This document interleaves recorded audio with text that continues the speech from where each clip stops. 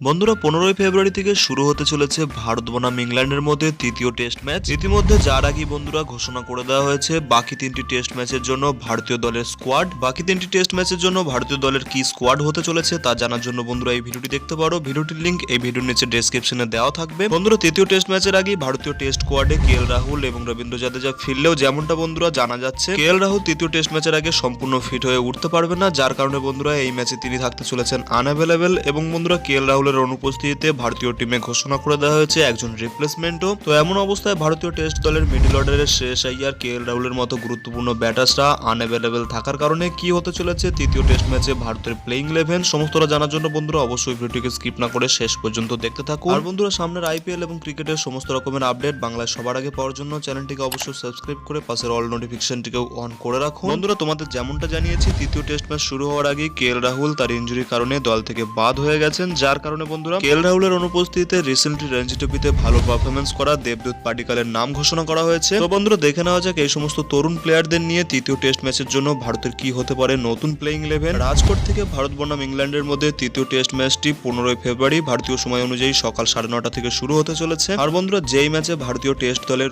Opening এ থাকতে চলেছেন ভারতের ক্যাপ্টেন রোহিত শর্মা, যার সঙ্গে বন্ধুরা থাকতে চলেছেন বাঁহাতি দুর্ধর্ষ তরুণ প্রতিভা ইয়াশাসবি জয়সওয়াল। যার পর বন্ধুরা প্লেইং 11 নাম্বার 3 পজিশনের কথা বললে সেখানে বন্ধুরা খেলতে চলেছেন শুভমান গিল, যিনি বন্ধুরা গত ম্যাচে একটি দারুণ 100 রানও করেছিলেন। এরপর বন্ধুরা তৃতীয় টেস্ট ম্যাচে ভারতের প্লেইং 11 থাকতে চলেছেন সমস্ত নতুন প্লেয়াররা। বন্ধুরা ভারতীয় দলের মিডল অর্ডারের গুরুত্বপূর্ণ প্লেয়ার শেষ আইয়ার এবং কেএল রাহুল তাদের ইনজুরির কারণে দল থেকে বাদ যাওয়ার কারণে থার্ড টেস্টে ভারতীয় মিডল অর্ডারে থাকতে চলেছে সমস্ত তরুণ প্লেয়াররা, যার কারণে বন্ধুরা ভারতের প্লেইং 11 নাম্বার 4 পজিশনে খেলতে চলেছেন রজত পাতিদার, যিনি বন্ধুরা এর আগের ম্যাচেই ভারতীয় টেস্ট দলে প্রথমবারের জন্য ডেবিউ করেছেন। রজত পাতিদারের পর মিডল অর্ডারে নাম্বার 5 পজিশনের কথা বললে সেখানে বন্ধুরা এই ম্যাচে ডেবিউ করতে চলেছেন সরফরাজ খান। বন্ধুরা এই দুজন নতুন প্লেয়ার ছাড়াও তৃতীয় টেস্ট ম্যাচে ভারতের উইকেট কিপারেও হতে চলেছে বদল। বিভিন্ন সোর্স থেকে যেমনটা জানা যাচ্ছে রাজকোটে তৃতীয় টেস্ট ম্যাচে ভারতের উইকেট কিপার হিসাবে খেলানো হতে পারে ধ্রুব জুরেলকে। বন্ধুরা যেমনটা জানা যাচ্ছে কেএস ভারতের পরিবর্তে তৃতীয় টেস্ট ম্যাচে ধ্রুব জুরেলকে ভারতীয় টিমের হয়ে প্রথমবারের জন্য ডেবিউ করানো হতে পারে, যার কারণে বন্ধুরা এই মিডল অর্ডারে থাকতে চলেছে ভারতের সমস্ত তরুণ প্লেয়াররা। এখন বন্ধুরা দেখার বিষয় এটাই এই সমস্ত তরুণ প্লেয়াররা মিডল অর্ডারে কতটা সাকসেসফুল হতে পারেন। এরপর বন্ধুরা প্লেইং 11 অলরাউন্ডারের কথা বললে সেখানে বন্ধুরা তৃতীয় টেস্ট ম্যাচ থেকেই আবারও ভারতীয় দলে ফিরতে চলেছেন রবীন্দ্র জাদেজা।